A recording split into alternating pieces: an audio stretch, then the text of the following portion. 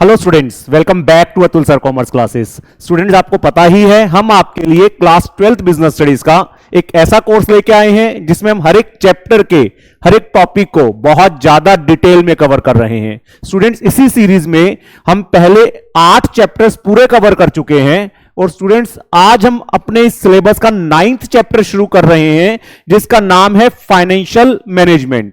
और स्टूडेंट्स, आज हम फाइनेंशियल मैनेजमेंट का मतलब क्या होता है और उसके ऑब्जेक्टिव्स क्या होते हैं उसके बारे में डिस्कस करेंगे। तो देखते हैं फाइनेंशियल मैनेजमेंट का मतलब क्या है। स्टूडेंट्स, फाइनेंशियल मैनेजमेंट का मतलब समझ में आने से पहले आपको बिजनेस फाइनेंस का मतलब समझ में आना बड़ा जरूरी है। तो देखते हैं बिजनेस फाइनेंस का मतलब क्या है। Finance basically means money. Finance का मतलब है मनी। तो बिजनेस करने के लिए जो पैसा आपको चाहिए उसको आप बिजनेस फाइनेंस कह देते हैं। हम कह सकते हैं money required for carrying out the business activities. जो आप बिजनेस करोगे उसके लिए जो आपको पैसे की जरूरत पड़ेगी उसको हम बिजनेस फाइनेंस बोल देते हैं। पैसा क्यों चाहिए बिजनेस एक्टिविटीज में आपको? To start the business. अगर आपको बिजनेस को शुरू करना है तो आपको पैसा चाहिए। To expand the business, business शुरू करने के बाद आप उस बिजनेस को एक्सपेंड करना चाहते हो, उसके लिए आपको पैसा चाहिए। टू मॉडर्नाइज द बिजनेस, हो सकता है हमारी टेक्नोलॉजीज आउटडेटेड हो गई हो, हमने उन टेक्नोलॉजीज को मॉडर्नाइज करना है। कई बार हम अलग अलग प्रोडक्ट लाइंस में एंटर करते हैं। तो टू डाइवर्सिफाई द बिजनेस। तो आपको बिजनेस में कुछ भी करना है उसके लिए पैसों की जरूरत पड़ती है। बेसिकली एक तो आपको लॉन्ग टर्म के लिए पैसे की जरूरत पड़ती है जहां आप फिक्स्ड एसेट्स को खरीदना चाहते हो, और एक आपको डे टू डे एक्सपेंसेस करने के लिए भी पैसों की जरूरत पड़ती है। तो जब हम बिजनेस कर रहे हैं तो बिजनेस करने के लिए जो फंड्स आपको चाहिए, जो पैसा आपको चाहिए, जो मनी आपको चाहिए, उसको हम बिजनेस फाइनेंस बोल देते हैं। तो स्टूडेंट्स, उसके बाद हमें पता होना चाहिए कि फाइनेंशियल मैनेजमेंट का मतलब क्या है। फाइनेंशियल मैनेजमेंट का मतलब है जो बिजनेस में फाइनेंस का फ्लो हो रहा है, पैसा फ्लो हो रहा है, हमने उसको अच्छे ढंग से मैनेज करना है। सिंपलेस्ट वे में अगर मैं कहूं तो मैं कह सकता हूं management of flow of funds.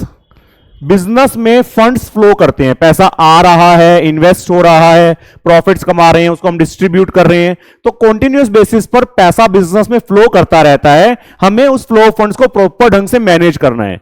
अगर मैं और एग्जैक्ट डेफिनेशन की बात करूं तो मैं कह सकता हूं financial management basically means optimum procurement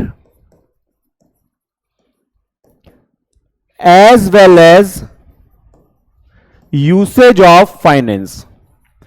आपका जो फाइनेंस है आपने उसको ऑप्टिमम का मतलब होता है बेस्ट पॉसिबल। तो जो आपका फाइनेंस है आपने उसको बेस्ट पॉसिबल तरीके से प्रोक्योर करना है। प्रोक्योर का मतलब इकट्ठा करना है और उसको बेस्ट पॉसिबल तरीके से यूटिलाइज करना है। Means when we are generating the finance, when we are raising the finance, we should generate that finance और raise that finance in the best possible manner, and then after generating the finance we should utilise that finance in the best possible manner. तो अगर हम चाहते हैं कि हम अपने finance को बड़े अच्छे ढंग से मैनेज करें, फ्लो ऑफ फंड्स को बड़े अच्छे ढंग से मैनेज करें, तो उसके लिए बेसिकली 3 डिसीजंस लेने पड़ते हैं जिसको कि हम फाइनेंशियल डिसीजंस बोलते हैं। उन फाइनेंशियल डिसीजंस के अंदर 3 डिसीजंस आएंगे। एक होता है फाइनेंसिंग डिसीजन, एक होता है इन्वेस्टमेंट डिसीजन और एक होता है डिविडेंड डिसीजंस। स्टूडेंट्स, ये तीनों ही डिसीजंस बड़ा डिटेल में आने वाले हैं इस लेक्चर के अंदर। मैं इसके बारे में थोड़ा सा आपको आइडिया दे रहा हूं ताकि आगे आने वाले टॉपिक्स के अंदर आपको ये बड़े अच्छे से समझ में आए। तो बेसिकली फाइनेंसिंग डिसीजन में आपने क्या करना है, जब आपको फाइनेंस रेज करना है, यहां पर जब हम फाइनेंस की बात करते हैं तो बेसिकली लॉन्ग टर्म फाइनेंस की बात करते हैं, क्योंकि लॉन्ग टर्म फाइनेंस के बारे में आप प्लानिंग कर सकते हो। तो लॉन्ग टर्म फाइनेंस जब आपको रेज करना है तो कहां से रेज करना है? Financing decision relates to from where to raise long term finance. आपको जो लॉन्ग टर्म के लिए फाइनेंस रेज करना है कहां से रेज करो? बेसिकली लॉन्ग टर्म के लिए जब आपको पैसा चाहिए तो आपके पास 2 ऑप्शंस होती हैं। एक होता है ओनर्स फंड्स, एक होता है बोरोड फंड्स। ओनर फंड्स को हम कई बार इक्विटी भी बोल देते हैं, बोरोड फंड्स को हम कई बार डेट भी बोल देते हैं। तो आपको यह डिसाइड करना है कि ओनर्स फंड से या इक्विटी से कितना पैसा लें, और बोरोड फंड्स मतलब डेट से कितना पैसा लें। ओनर फंड्स के अंदर बेसिकली शेयर कैपिटल आ जाती है, equity share capital, preference share capital, reserves and surplus आ जाते हैं। बेसिकली जो कंपनी का ओनर है वो जो पैसा लगा रहा है उसको हम ओनर फंड्स बोल देते हैं। बोरोड फंड्स के अंदर लोन्स आ जाते हैं, डिबेंचर्स आ जाते हैं, बॉन्ड्स आ जाते हैं, पब्लिक डिपॉजिट्स आ जाते हैं। ये ऐसा पैसा है जो आपने उधार लिया और जो आपको कभी ना कभी ये पैसा वापस करना पड़ेगा। तो दो ऑप्शंस है, या तो डेट या इक्विटी। फाइनेंसिंग डिसीजन में हमें यह देखना है कि डेट से कितना पैसा लें, इक्विटी से कितना पैसा लें। तो बच्चे यहां पर दो बड़े इंपॉर्टेंट फैक्टर्स हैं जिनका ध्यान रखना है। एक फैक्टर है कॉस्ट। कॉस्ट का मतलब इसके ऊपर आपको क्या खर्चा करना पड़ेगा। इक्विटी के ऊपर आपको जो कॉस्ट आएगी वो आएगी डिविडेंड्स। अगर आप शेयर से पैसा लोगे तो आपको डिविडेंड देना पड़ेगा। अगर आप बोरोड फंड्स लेते हो तो आपको इंटरेस्ट देना पड़ेगा। तो जनरली बच्चे जो रेट ऑफ डिविडेंड होता है वो ज्यादा होता है और जो इंटरेस्ट का रेट होता है जनरली वो कम होता है। तो कह सकते हैं कि जो ओनर फंड्स हैं वो कॉस्टली पड़ते हैं, महंगे पड़ते हैं, जबकि जो बोरोड फंड्स हैं वो हमें इकोनॉमिकल पड़ते हैं, सस्ते पड़ते हैं, क्योंकि उसके ऊपर हमें इंटरेस्ट का रेट कम देना पड़ता है। तो अगर मैं कॉस्ट की बात करूं तो डेट जो है उसको प्रेफर करना चाहिए, इक्विटी महंगी पड़ती है। एक तो इंटरेस्ट का रेट कम है, दूसरा इंटरेस्ट के ऊपर हमें टैक्स का बेनिफिट मिल जाता है। उसको मैं बाद में डिटेल में एक्सप्लेन करूंगा कि उस पर टैक्स का बेनिफिट कैसे मिलता है। डिविडेंड्स के ऊपर हमें टैक्स का बेनिफिट नहीं मिलता। तो इंटरेस्ट कंपनी को कम रेट पे पड़ता है, डिविडेंड्स कंपनी को ज्यादा देना पड़ता है। तो अगर मैं कॉस्ट की बात करूं तो इक्विटी महंगी है, डेट सस्ता है। तो कॉस्ट के पॉइंट ऑफ व्यू से तो हम डेट को प्रेफर करेंगे। एक पॉइंट आता है रिस्क। रिस्क का मतलब है अगर आप उनके पैसे ना दे पाए, जिसको क्या फाइनेंशियल रिस्क बोल सकते हो। अगर आप उनके पैसे ना दे पाए तो क्या आपके लिए कोई प्रॉब्लम्स क्रिएट होंगी। इक्विटी के अंदर नो रिस्क, कोई रिस्क नहीं है। अगर आप उनके पैसे ना दे पाए तो आपके अगेंस्ट कोई लीगल एक्शन नहीं लिया जाएगा। जबकि डेट के अंदर फाइनेंशियल रिस्क प्रेजेंट है। अगर आप उनका पैसा नहीं दे पाए या उनका इंटरेस्ट नहीं दे पाए तो आपके अगेंस्ट लीगल एक्शन ले सकते हैं। तो हम कह सकते हैं बोरोड फंड्स रिस्की हैं, इकोनॉमिकल थे लेकिन रिस्की हैं, जबकि ये कॉस्टली थे बट रिस्की नहीं है। तो जब आप फाइनेंसिंग डिसीजन लोगे तो आपको रिस्क और कॉस्ट के बीच में एक बैलेंस मेंटेन करना है। अगर आप डेट को जरूरत से ज्यादा यूज कर लोगे तो कॉस्ट तो कम आएगी बट रिस्क बहुत ज्यादा बढ़ जाएगा। और अगर आप इक्विटी को जरूरत से ज्यादा यूज कर लोगे तो रिस्क कम हो जाएगा बट कॉस्ट बहुत ज्यादा बढ़ जाएगी। हम दोनों में से कोई भी चीज नहीं चाहते। तो we have to maintain a balance between the cost and the risk. तो फाइनेंसिंग डिसीजन लेते वक्त हमने प्रॉपर ढंग से दोनों के मिक्सचर को यूज करना है, कॉम्बिनेशन को यूज करना है, जिससे कि रिस्क फैक्टर भी कम रहे और कॉस्ट फैक्टर भी कम रहे। देन सेकंड नंबर पे जो हम डिसीजन लेंगे वो है इन्वेस्टमेंट डिसीजन। अब पैसा इन्वेस्ट कहां होता है। दो टाइप की इन्वेस्टमेंट्स होती हैं। एक होता है लॉन्ग टर्म के लिए पैसा इन्वेस्ट होना और एक होता है शॉर्ट टर्म के लिए पैसा इन्वेस्ट होना। जब लॉन्ग टर्म के लिए पैसा इन्वेस्ट होता है तो उसको हम कह सकते हैं आपने फिक्स्ड एसेट्स के अंदर पैसा इन्वेस्ट कर दिया, बिल्डिंग्स में, मशीन्स में। और शॉर्ट टर्म के लिए जब आपने पैसा इन्वेस्ट करा तो आपने करंट एसेट्स के अंदर पैसा इन्वेस्ट कर दिया, जैसे ट्रेड रिसीवेबल्स में, स्टॉक में। लॉन्ग टर्म इन्वेस्टमेंट डिसीजंस को हम कैपिटल बजटिंग डिसीजंस भी बोल देते हैं, जबकि शॉर्ट टर्म इन्वेस्टमेंट डिसीजंस को हम वर्किंग कैपिटल डिसीजंस भी बोल देते हैं। एक ही बात है। अब लॉन्ग टर्म में ज्यादा पैसा इन्वेस्ट करें या शॉर्ट टर्म के लिए ज्यादा पैसा इन्वेस्ट करें, तो यहां पर बच्चे दो फैक्टर्स हैं। एक होता है प्रॉफिटेबिलिटी, कि पैसा लगा के आप उसके ऊपर कितना पैसा कमाओगे, और एक फैक्टर होता है लिक्विडिटी, की अगर आपको जरूरत पड़ जाए तो आप उसको कैश में कितनी आसानी से कन्वर्ट कर सकते हो। लॉन्ग टर्म में जब पैसा इन्वेस्ट करते हो तो प्रॉफिटेबिलिटी मोर है, मतलब ज्यादा पैसा कमाते हो, जबकि करंट एसेट्स के अंदर प्रॉफिटेबिलिटी इतनी ज्यादा नहीं है। मतलब अगर आपको प्रॉफिटेबिलिटी को बढ़ाना है तो आपको नॉन करंट एसेट्स में पैसा लगाना पड़ेगा। करंट एसेट्स में पैसा लगा के प्रॉफिटेबिलिटी को मेंटेन कर सकते हो, बढ़ा नहीं सकते। तो प्रॉफिटेबिलिटी को अगर आप देखते हो, उसको बढ़ाना चाहते हो, तो नॉन करंट एसेट्स में पैसा लगेगा, लॉन्ग टर्म के लिए पैसा इन्वेस्ट होगा। बट लॉन्ग टर्म के अंदर लिक्विडिटी लेस है, क्योंकि जो लॉन्ग टर्म के लिए पैसा लग गया, अब आपको जरूरत के टाइम पर कैश चाहिए तो वो कैश में कन्वर्ट नहीं हो पाएगा। जबकि जो शॉर्ट टर्म के लिए पैसा लगा उसमें लिक्विडिटी ज्यादा है, वो जल्दी से ही कैश में कन्वर्ट हो जाएगा। तो बेसिकली हम चाहते हैं प्रॉफिटेबिलिटी और लिक्विडिटी में बैलेंस बना रहे, प्रॉफिट्स भी हमारे बढ़े और लिक्विडिटी भी बनी रहे, ताकि जरूरत के टाइम पर कैश की अवेलेबिलिटी हो सके। तो इन दोनों चीजों को ध्यान में रखते हुए प्रॉफिटेबिलिटी और लिक्विडिटी में बैलेंस मेंटेन करना है। तो उसी हिसाब से आपको लॉन्ग टर्म के लिए भी पैसा इन्वेस्ट करना पड़ेगा, शॉर्ट टर्म के लिए भी पैसा इन्वेस्ट करना पड़ेगा। तो सोच समझ के इन्वेस्ट करना है, ताकि प्रॉफिटेबिलिटी भी बनी रहे और लिक्विडिटी भी बनी रहे। देन एक है डिविडेंड डिसीजंस। डिविडेंड्स का मतलब है distribution of profits after tax. Tax आने के बाद जो प्रॉफिट बचेगा, मतलब जब आप गवर्नमेंट को टैक्सेस पे कर दोगे, उसके बाद जो प्रॉफिट बचेगा उसको आप कैसे डिस्ट्रीब्यूट करते हो। दो ऑप्शंस हैं। एक होता है कंपनी अपने पास उनको रिटेन कर लेती है, जिसको हम रिटेन्ड अर्निंग्स कह देते हैं, जिसको हम रिजर्व्स भी कह सकते हैं। और एक ऑप्शन होती है उसमें से कुछ पार्ट हम शेयर होल्डर्स को डिविडेंड्स की फॉर्म में डिस्ट्रीब्यूट कर देते हैं। तो दोनों ही जरूरी हैं। अगर कंपनी को अपनी फ्यूचर ग्रोथ को देखना है तो उसके लिए पैसे की जरूरत पड़ेगी, तो कुछ पैसा रिटेन करना भी जरूरी है।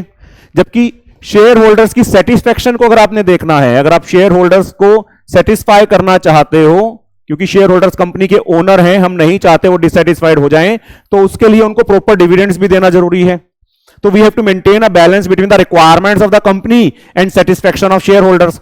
तो हमें प्रॉपर ढंग से डिसाइड करना है कि जो प्रॉफिट्स आएंगे उसमें से कितना शेयर होल्डर्स को डिविडेंड्स की फॉर्म में डिस्ट्रीब्यूट करूं ताकि शेयर होल्डर्स भी सेटिस्फाइड रहें, और कितना रिटेन करके रख लूं ताकि कंपनी को जो फ्यूचर में रिक्वायरमेंट्स होगी फंड्स की, तो कंपनी को कोई प्रॉब्लम ना आए। तो अगर मैं ये तीनों डिसीजंस बड़े अच्छे से ले लेता हूं, मैं फाइनेंसिंग डिसीजन बड़े अच्छे से ले लेता हूं, रिस्क और कॉस्ट में प्रॉपर बैलेंस मेंटेन करता हूं, मैं इन्वेस्टमेंट डिसीजन बड़े अच्छे से ले लेता हूं, प्रॉफिटेबिलिटी और लिक्विडिटी में बैलेंस मेंटेन करता हूं, और मैं डिविडेंड डिसीजन बड़े अच्छे से ले लेता हूं, जिसके अंदर मैं शेयर होल्डर्स की एक्सपेक्टेशंस और कंपनी की जो रिक्वायरमेंट्स है उसके बीच में बैलेंस मेंटेन कर लेता हूं, तो मैं कह सकता हूं कि मैंने अपने फाइनेंस को बड़े अच्छे ढंग से मैनेज कर लिया।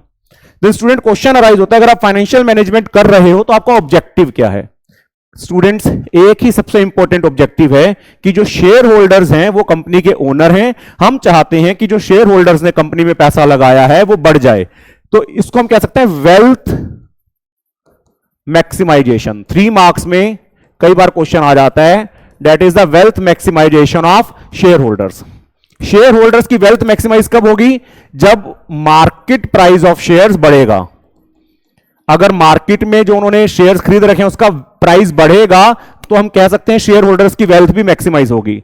मार्केट प्राइस कब बढ़ेगा? जब कंपनी गुड डिसीजंस लेगी। कंपनी अगर अच्छे डिसीजंस लेगी, अच्छे डिसीजंस क्या होते हैं? जिसमें benefit is more than the cost. खर्चे कम करने पड़ रहे हैं, फायदे ज्यादा मिल रहे हैं, तो उस डिसीजन को आप अच्छा डिसीजन लोगे। आपने अच्छा फाइनेंसिंग डिसीजन लिया, आपने अच्छा इन्वेस्टमेंट डिसीजन लिया, आपने अच्छा डिविडेंड डिसीजन लिया, जिसमें कि कॉस्ट कम करनी पड़ रही है, बेनिफिट ज्यादा मिल रहे हैं, तो उस केस के अंदर फिर हम कहेंगे कि हमने अच्छे डिसीजंस लिए, मार्केट में हमारी रेपुटेशन बढ़ेगी, जिससे कि शेयर होल्डर्स के शेयर्स के प्राइसेस बढ़ जाएंगे और उनकी वेल्थ मैक्सिमाइज हो जाएगी। तो हमारा सबसे इंपॉर्टेंट ऑब्जेक्टिव फाइनेंशियल मैनेजमेंट का है wealth maximisation of shareholders. जो हमारी कंपनी के शेयर होल्डर्स हैं उन्होंने जो पैसा लगा रखा है वो पैसा बढ़ता रहे, उनकी वेल्थ मैक्सिमाइज होती रहे। तो स्टूडेंट्स देखते हैं एनसीईआरटी में डेफिनेशंस इसके बारे में क्या दे रखी हैं। तो मीनिंग ऑफ बिजनेस फाइनेंस बच्चों मैंने आपको बताया, money required for carrying out business activities is called business finance. Business करने के लिए जो पैसा चाहिए। Finance is required to establish a business, to run it, to modernise it, to expand the business और टू डाइवर्सिफाई द बिजनेस। तो business में कोई भी काम करोगे उसके लिए आपको फंड्स की रिक्वायरमेंट पड़ेगी। It is required for buying a variety of assets. Assets खरीदने के लिए tangible assets, machine, factory, building, intangible assets, trademarks, patents, technical expertise etcetera. उसके अलावा finance is required for running the day to day expenses of the business. Raw material खरीदना है, bills पे करने हैं, सैलरीज पे करनी है, डेटर से पैसा कलेक्ट करना है, तो आपको रूटीन के लिए भी पैसे की जरूरत पड़ेगी। तो बिजनेस करने के लिए जो पैसा चाहिए उसको हम बिजनेस फाइनेंस बोल देते हैं। देन फाइनेंशियल मैनेजमेंट, मैंने आपको बताया financial management is concern with optimal procurement as well as the usage of finance. Finance को बेस्ट पॉसिबल तरीके से प्रोक्योर करना है, फाइनेंस को बेस्ट पॉसिबल तरीके से यूटिलाइज करना है। ऑप्टिमल प्रोक्योरमेंट के लिए different available sources of finance are identified. अलग अलग से जो ऑप्शंस है, मैंने आपको बताया डेट है, इक्विटी है, और उनको कंपेयर करते हैं, उसकी कॉस्ट कितनी है, उसके साथ रिस्क कितना जुड़ा हुआ है। हम कॉस्ट और रिस्क के बीच में बैलेंस मेंटेन करने की कोशिश करेंगे। Similarly, the finance of procured need to be invested in the manner that the returns from the investment exceed the cost at which the procurement has taken place. उसका इस तरीके से इन्वेस्ट करना है कि जो उसमें से रिटर्न्स हम जनरेट करें वो जो हम उसको कॉस्ट पे करेंगे, इंटरेस्ट या डिविडेंड पे करेंगे, उससे ज्यादा हो। तो अगर बेनिफिट ज्यादा मिल रहे हैं, कॉस्ट कम है, तो हम कह सकते हैं हमने अच्छे ढंग से फाइनेंस को इन्वेस्ट भी कर दिया। तो हमने फाइनेंस को अच्छे ढंग से प्रोक्योर करना है और अच्छे ढंग से यूटिलाइज करना है। 3 मेन डिसीजंस लेने पड़ेंगे जिसको हम फाइनेंशियल डिसीजंस बोलते हैं। फाइनेंसिंग डिसीजन, इन्वेस्टमेंट डिसीजन और डिविडेंड डिसीजन, ये भी डिटेल में आएंगे। मैंने आपको इसका मतलब समझा दिया है जिससे कि आने वाले टॉपिक्स के अंदर आपको समझ में आने में प्रॉब्लम ना हो। Then objectives of financial management की बात करूं तो मैंने आपको बताया था most important objective of financial management is wealth maximisation. सबसे इंपॉर्टेंट ऑब्जेक्टिव वेल्थ मैक्सिमाइजेशन है। The primary aim of financial management is to maximize the wealth of the shareholders or the owners of the business.